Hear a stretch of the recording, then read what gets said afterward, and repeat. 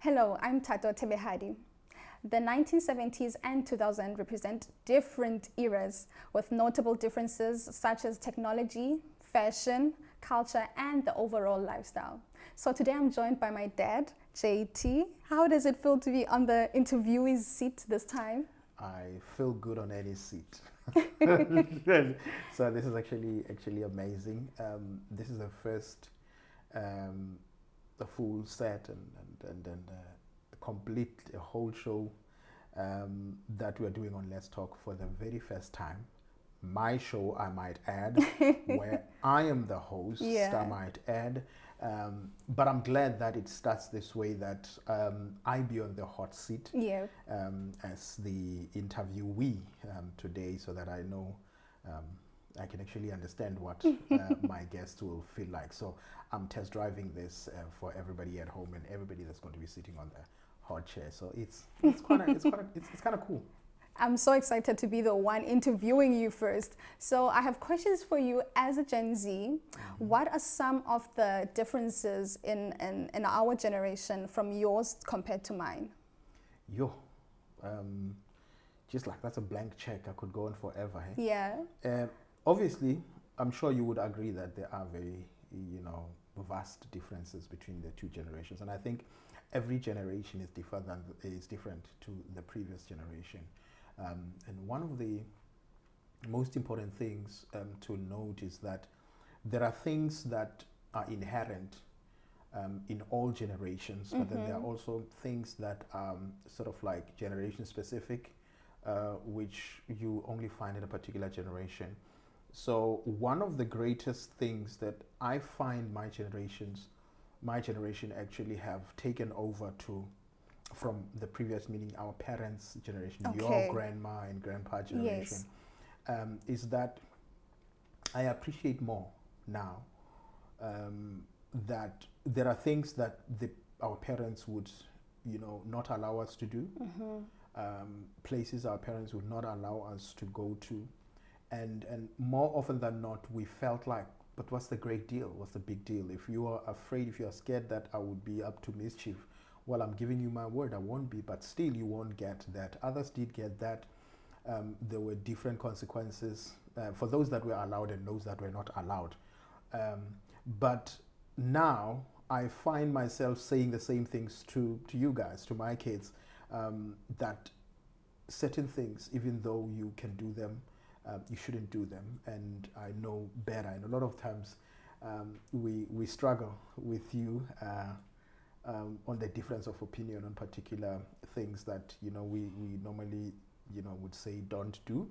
So the fundamental difference is exactly that, and this is very, very important. The fact that my generation has experience in life, and there are life lessons that you cannot really, be confident that you have learned them by ear. Yeah. Others are more lucky than others. There are life lessons that you learn by experience, and because you have gone and experienced that, because we are the ones that have experienced certain things that we actually warn you against. We actually then warn you against those things so that you don't have to repeat the same mistakes that we have made. I do understand the fact that you Gen Zs want to experiment it for yourself, experience it for yourself. You are curious, and that comes with being a child. And that's the thing that is actually not so different, because we were also experimental. You guys are also experimental. The difference, however, is that the dangers that you guys face are more advanced than the dangers that we used to face in my generation. So in a nutshell, I'm sorry that was a long explanation, but in a nutshell, that's what it is. In a way, as time goes on, more or less of things stay the same, but with different time comes different challenges. And what would you say we should take away from your generation as the current generation? What do you think we should take away from your guys' generation? I think there are many things that we as parents, as my generation, we don't know, really, we don't really understand. And that's something that I have learned over time, that there are things that we don't understand about your generation, which some of the times we need to sort of like ease up a little bit so that we can try to sort of like meet you halfway Yes. with regards to what's to go. So some of the challenges that you guys are facing today, they're actually new even to us. Yeah. You know? So, everyone is doing it their first time. exactly. So that's the thing. So to come closer to your question, the thing that I think you should take from us, and I should hasten to say that not all of us, meaning that my contemporaries, have actually even taken that advice when it was actually passed on by our parents, meaning your grandparents. Yeah. And that advice is Ubuntu must be one thing that guides, that is your light in how you live your life.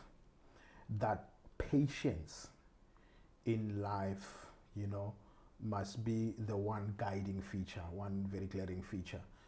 One thing about young people, we also had the same challenge, you know. A lot of times we do like, Atina, in our times, basically sense of once by Nandiamazi Muslim you know. But the thing is, I appreciate more why we actually had to comply. I'm sure you remember there was a time when I actually said to you, there are times that you should actually allow me to say no, even if it doesn't make sense to you. Again, it goes back to that differences in this particular time. Some of my contemporaries will believe that, no, just give a child a right to experience and experiment, and don't say no all the time or you know, often. Allow them to be creative. I'm all for that, but everything comes with the responsibility to balance. Yes. The responsibility to hold back, and coupled with Ubuntu, coupled with patience. The third thing is the ability to not do what you can do, even though you can do it, but not do it because you just can. It's not just because it's permissible. It doesn't mean it's right. Yes. Either at that time or another time in the future. So that's something that I think you should take away from us. The fact that they were more ordering than telling us. They were telling you won't do this. Yeah. And specifically, you remember I used to say about my mother that everything that she said, not everything, there are a lot of things that she said no to. And I was like, but it's not a big deal, you know. It's not going to, you know, break anything, you know. But I complied. Complying saved me from two things. Number one, it saved me from hiding. So the approach that our parents used then was more militant than the approach that we are expected to apply with your generation. Unfortunately, what that does sometimes, and this is where the problem comes in, you are an individual. You and your brother are two different people. You may be brothers, you may be siblings, but you're two different people. I should be in a position to see where you differ when it comes to things that I'm supposed to instill in you as matters of principle. So I should be able to understand you as an individual and then decide how I'm going to disciple you or discipline you. So if we say the whole generation, we must also balance that with the fact that, yes, it's a generation. On the main, the challenges are somewhat the same, but different family backgrounds, different societal and community backgrounds, different availability of resources, even availability of, you know, people who would teach different kids in different societies. Those things inform the level of appreciation of the same fact, of the same advice, the level of attitude towards same advice and attitude. So what then you should take from us is to understand that you guys are a bit complex to deal with, and in so doing, you must rather try to meet us halfway. Nati, we must try to meet you halfway, because we're also preparing you for the world that we also would like to see, but we don't know how it's going to pan out. Yeah. And that's the dynamic of human development. That brings me to my next question. What do you say to a person who would say, if you feel it would have been better for you if your parents would have explained to you the no's that were like sort of an order and a drill? What would you say to that person? Here's the thing. My generation's parents, meaning that the parents in my generation, were not as, fortunate as we were in terms of the level of exposure to education. Yes, true. And so certain cognitive expectations that we had or we have of them become null and void, in a sense that you cannot compare my parenting skills to my parents' parenting skill. Because as I said, remember I said influence also comes from the time when you were whatnot and the availability of resources to enable you to have certain way and patterns of thinking. Our parents had to struggle with a very intricate balance of the fact that we're living in apartheid times. I mean, when I was born, we were still very much in apartheid. When 1976 youth uprising happened, I was already on earth. And so these are the things that they had to deal with. There were so many pressures on them. There were so many demands on them. And the type of demands that were on them were way more than what we are going through. Yes. If so true. we were to say the things that they had gone through, if we can actually, the amount of strength and effort that we apply to shaping our lives and the lives of our children, we could just minus some of the things, meaning that they did not have a choice about many things. We have a little more of choice about things.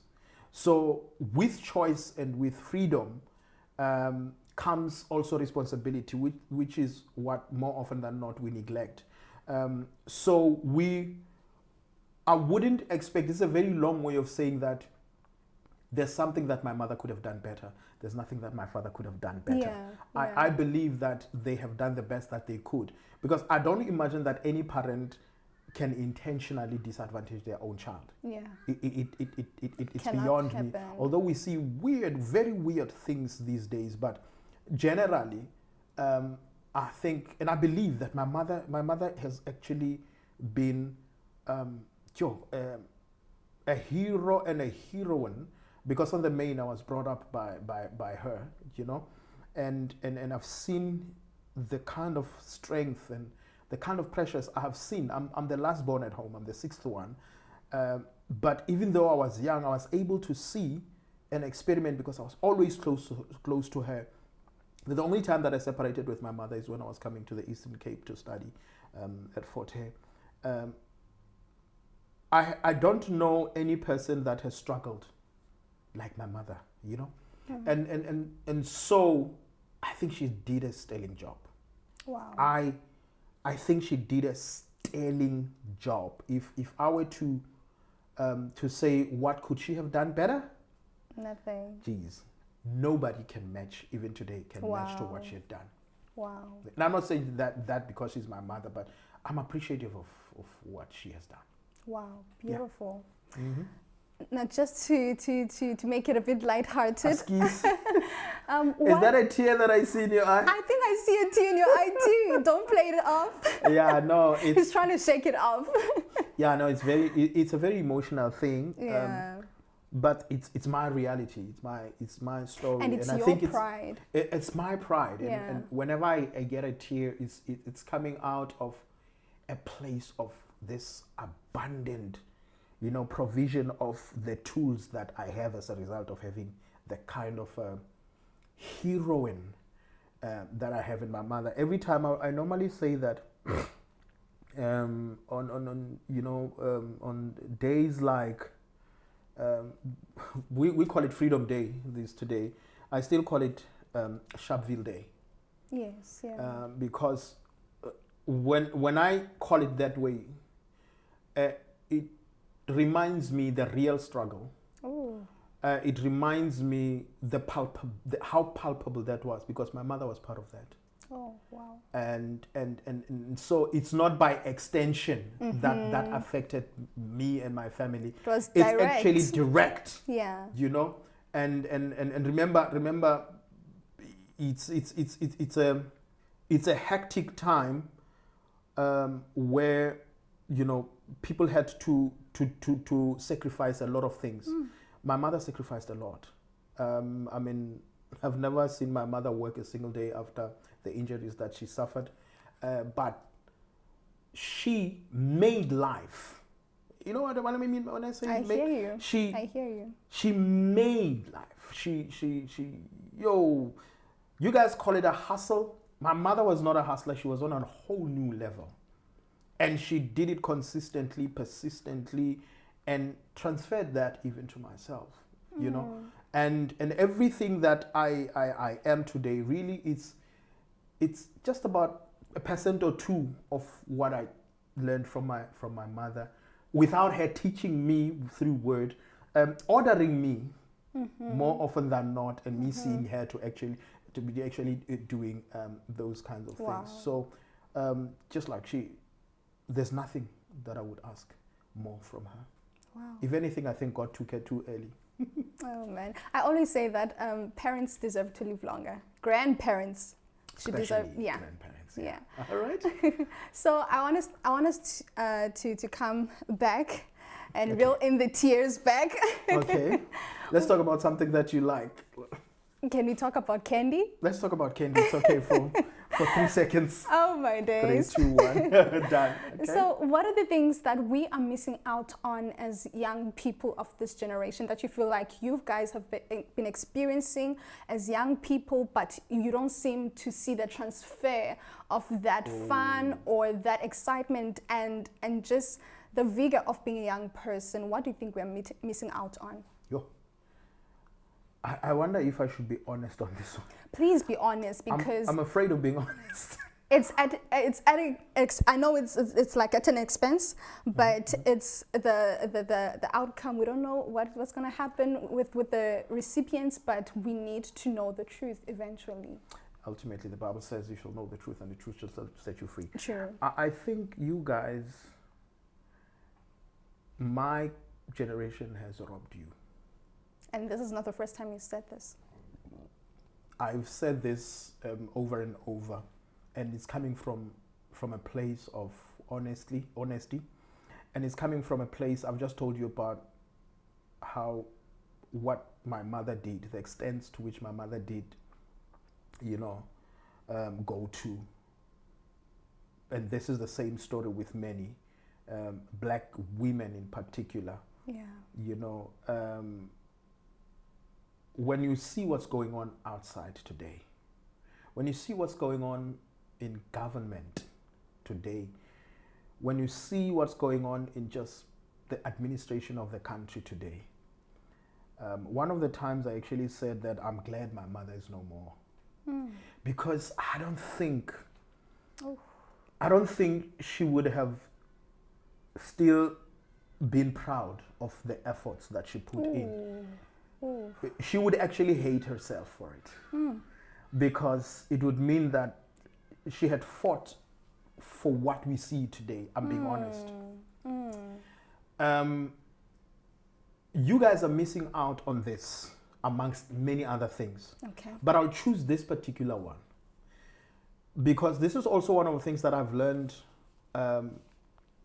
from the fact that I was brought up from a very poor background, and this applies to a lot of black people. So it's not something like, I can take pride. No.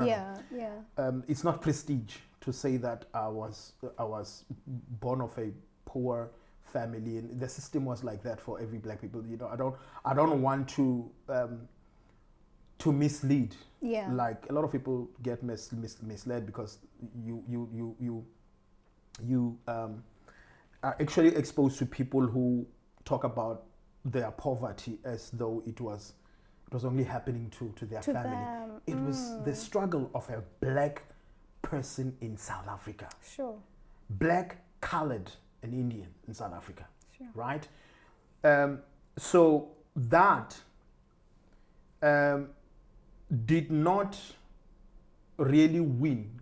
Evil did not win as much as it was meant to, in a sense that it was supposed to disadvantage perpetually a black child. But in the midst of that, there were men and women of all color, black, even white people, who actually did not like the system at that particular time.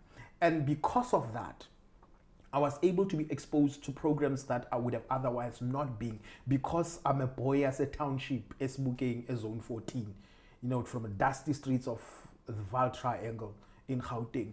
I wouldn't have, gotten those, but there are some men and women, that thing about society and community. Yes, yes. It was more prevalent then, and people were more genuine then, where people would help a neighbor's child or a child of a stranger without looking for anything to gain in return, without looking for payment in return. So one of the things that I did when I was in high school, which I wouldn't have gone, the high school that I would not have gone to, if it was not for a woman who was amongst others in the education department, who knew that this guy is coming from a very, back, footed family, but he has the passion and the desire for what he's doing, and they decided to club together and decided to adopt me and put me through a better school, because they knew that if I were to go to the township school from primary school, if I was going to the secondary school in the same township, I would disappear somewhere and never to be found again.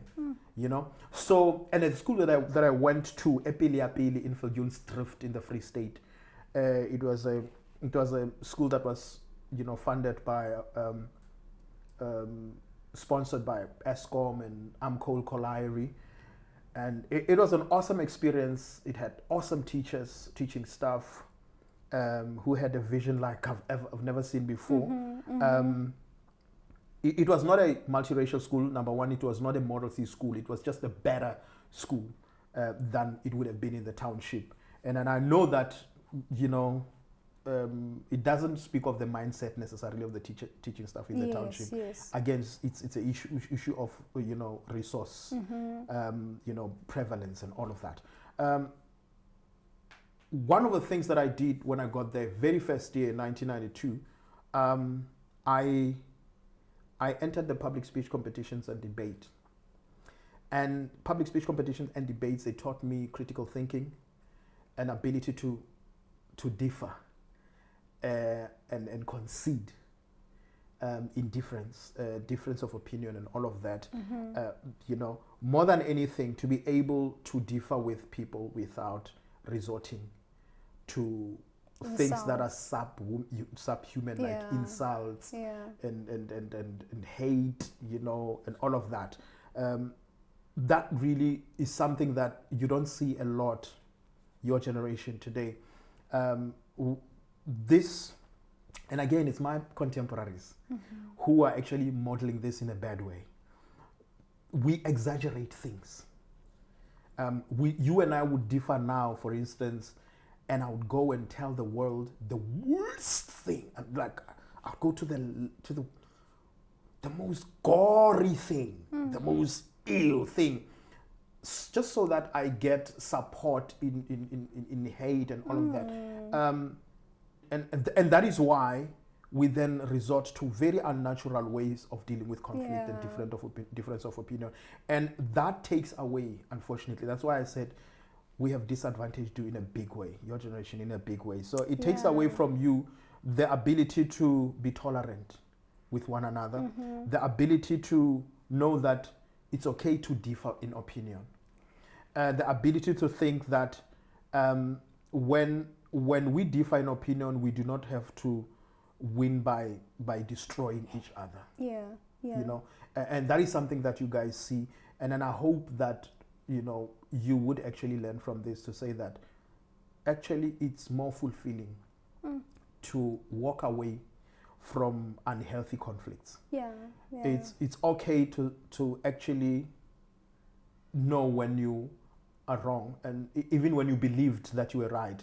But when you are presented with facts, when you are presented with a side that is logical, that you are able to concede, that you don't differ, so that you win, whether it be an argument or whatever that is going on. Yes. But you differ because you honestly believe what you believe, but also open to the fact that you are not the encyclopedia of humanity. You probably have gotten one or two things wrong, and be open to correction.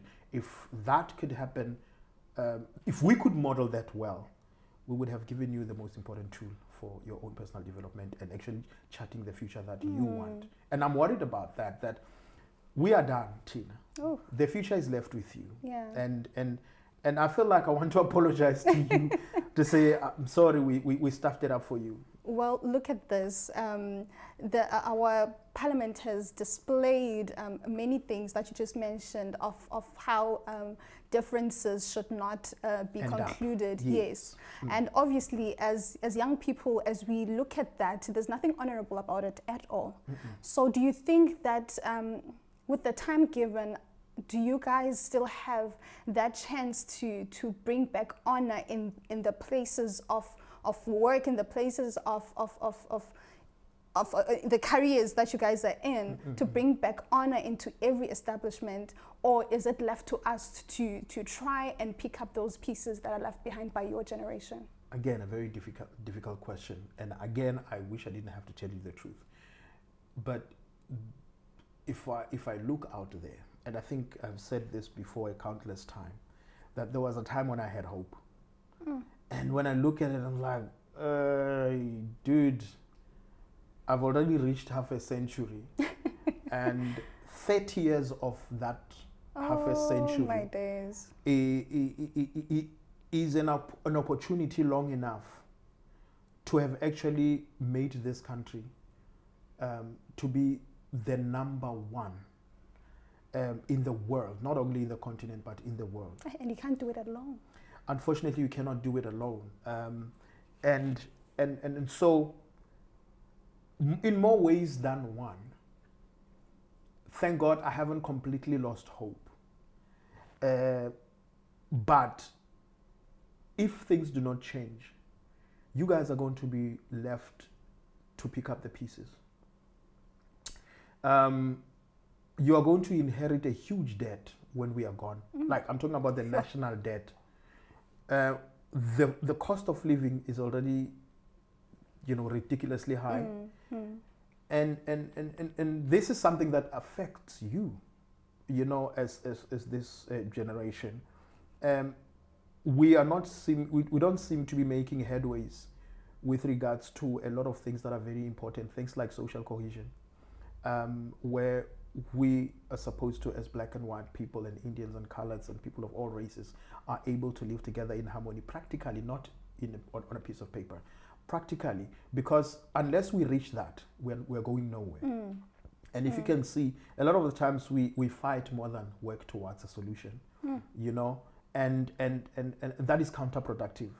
You can ask yourself, if I'm as old as I am, and I have as much experience as I say I have, how is it that 30 years later, or 20 years later, that I have not, with my maturity, been able to see that certain things should not be repeated for obvious reasons, and certain things that were neglected should actually be given more attention also for obvious reasons. So we are in charge, we are in leadership. You are seeing how I deal with my neighbors, my contemporaries in age. And how I do that, it should just give you an indication of where is the future going. In places of employment where we work, how we deal with issues of complicated relationships and all of that. So far, and this is my personal opinion and my personal observation, if we could do better, like if we had to get a long time to actually get that right, so that you guys can actually get into a better prospect of shaping your own future. The longest time that we should be given is up until the end of this year. But come next year, 1st January, literally everything that you have seen in parliament, everything that you have seen in protests, everything that you have seen where people differ, where people have difference of opinion, everything that you have seen does not say it's going to be okay anytime soon. And I'm not saying that to be a prophet of gloom, but I'm saying that knowledge prepares you better. Yeah. Instead of hiding your head in sand, because I'm not saying these things as a matter of just an opinion. This is an observation that I've made, and if there's anything good to take out of what's happening right now in the countries, is the fact that there seem to be more. Not more, but some people that differ with some of the things that we know are not right. Like the basic things. I'm not talking about complicated things. Basic things that are not right. But again, if you are not popular, if you are not having a clout, you may get away with a lot of nonsense, which is something that we're passing on, unfortunately, to you guys. Unfortunately. And that's another form of slavery, of self-enslavement, because there's nothing more free than to have also a free conscience. And also see the fruit of what you are doing prospering, without trying to explain things that should actually explain themselves. Sorry, that was a long way of answering that question, but you guys have a lot of work to do, and I think you have to start to, sort of like map it up amongst yourself, and don't take stuff that we are doing that are obviously very wrong, and try to work towards the things that are destructive that we have been doing in front of you. All that you have to do is just not to take it. Just not to take them. You can't drink poison and hope not to die. Yeah. If you take the bad things that we are doing as this generation, you definitely are going to die. Well, I think I just want to get things back to happy. Think about candy. Thinking candy. Marshmallow, favorite. Yep. Okay. I have a game for you. So we're going to see how millennial you are or how old school you are. And we can tell the differences between Gen Zs and old people. So this is how the game goes. Okay. Shouldn't you have prepared me for that? Okay, no, it has to. Okay, I have to get your real reaction. That's fine. Awesome. Act like you're calling someone. Like I'm calling someone? Yeah. Your mother, maybe? Yes. Hey, boo. Did you guys see that? Okay, now I'm going to demonstrate how I would call someone. Hello? Can you please raise up your hand and what you did there? What is that? That's Motorola cell phone. It's you wouldn't know it. Okay, close the call. How would you go? How do I close the call? Oh, I thought you were gonna go more of like something like this, just to end off your old. Oh, that's a weird one. Because we do this because we have cell phones. That's how we end off the call. What in the times of old, ne? Yeah. We didn't have cell phones a lot. The first time I actually had a cell phone, it was 1998. It was one touch light, Alcatel one touch light. But there were houses that had phones. Okay. You had the time when a call would be there, and then go to phone. Okay, I'm come and get. Others were actually like your mother. Hey? Yeah. There was a phone at the Evenklane, at the shop. Oh my word! So then you can me. Hello. What if someone takes your call? Well, what choice did we have? You don't have a phone at home. Okay. So there's only one place for the whole township. For the not really the whole township. Maybe in one street. Okay. There's only one. Okay. Some streets did not even have. Oh my word. So you get the phone in your own house from Telkom. We're going to line up. When people say, where can we find you? I give the number. I go away. Oh my word. So you go in and check your calls there. So I think the fact that I'm enjoying myself and the fact that we're living in the times of cell phone technology, I'd actually forgotten that actually how we used to drop the phone was like, yeah. A lot of times you'd actually leave it hanging. When I was at Forte, you'd actually find the phone hanging like this. Okay. From the booth. We're waiting for the person who's coming from Oh, okay. So you don't want to end the call. Exactly. Oh. You know what I mean? Yeah. So that's so I'm at the cell phone. I've used too much of cell phone Yeah. now. He's a bit into the Gen Z lifestyle right now. Man, I'm keeping up. I'm keeping up with the pace. The last one. How do you roll down a window? How do I roll? A car window, yes. A car window. Yeah. Like Go first. now. Yes. No. You as an old person. I would actually roll it down like it. And this is how we roll it. And there are times when we actually go there. Oh my word. But now you can see how time has improved, and we do appreciate those new developments and evolution that comes with generation and years that pass by. Life is such a beautiful thing. The developments and that it are can happening. be a beautiful thing if you make it. Exactly. Wow. A lot of the things that you guys are really having now is, it's so brilliant. I mean, the things that you guys are exposed to right now, we only used to see them in movies, and we didn't believe it. We didn't believe it. You say the year 2020. You'd be amazed. It feels so far along. Yeah, you say 2020, let alone 2025. No, not 2020, 2000. Oh my word. 2000. We were so scared what's going to happen. Their monies are going to disappear in the bank. Alien invasion. Do you know what I mean? Like we're probably going to wake up and we'll be, there was so many going on because we didn't have as much information as you guys have. And it's crazy. I just saw a video of how back in the days how they would create movies. What you're doing right now, they would take what is this? A clip of the audio and the visuals, and it's literally something like a long strip. It's called a film strip. Because you see, we're talking about film and film production. Y'all are not doing film. I don't know what this thing is called, but it's definitely not film. And it was a long, even with because what it was, and that's what actually the filming is about. Filming is it's called motion picture. Yes. In Afrikaans they call it a roll print. Okay. A roll print. So it's a print, but a roll. So what happened and it's actually happening now. It's just that it's happening at a very, very fast speed. Yes. It's like within a certain second. Yes. And oh my word. Yes, that's the thing. And we're playing negative. You know what a negative is of a picture? No. I used to take pictures. By the way, when I was at high school, I used to, and that's how I bought my metric dance suit. I used to take pictures.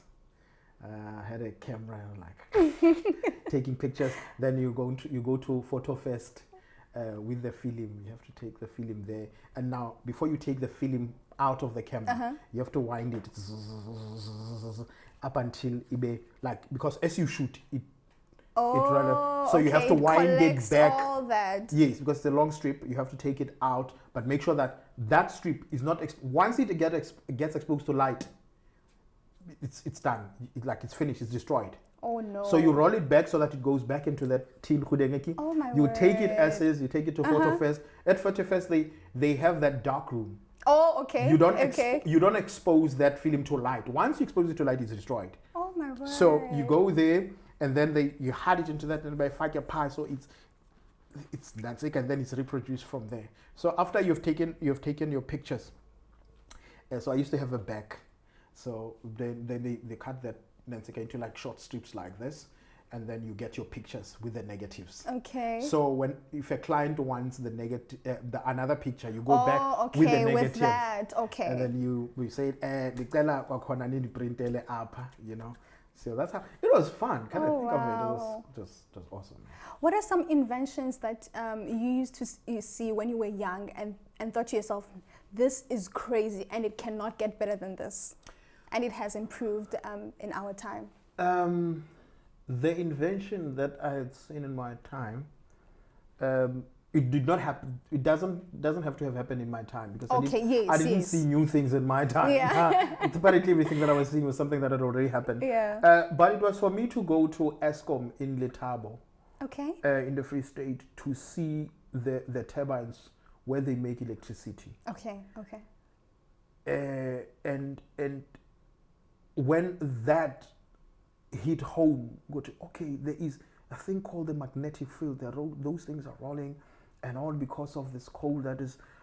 For me, was like, how did a human being think this up. Yeah. You know, and then I think I was towards standard 8, which is your grade 10, when I then learned of the Kuberg power station. Okay. Because I was in the sciences. Okay. The Kuberg power station, which was going to be the first nuclear energy plant. So what that means is that they're going to use highly radioactive material like uranium to create electricity. So you have one block of that material. It has so much power, almost like replicative power, and you're like, wow, this is awesome, you know? Yeah. So we were going to see that working into effect.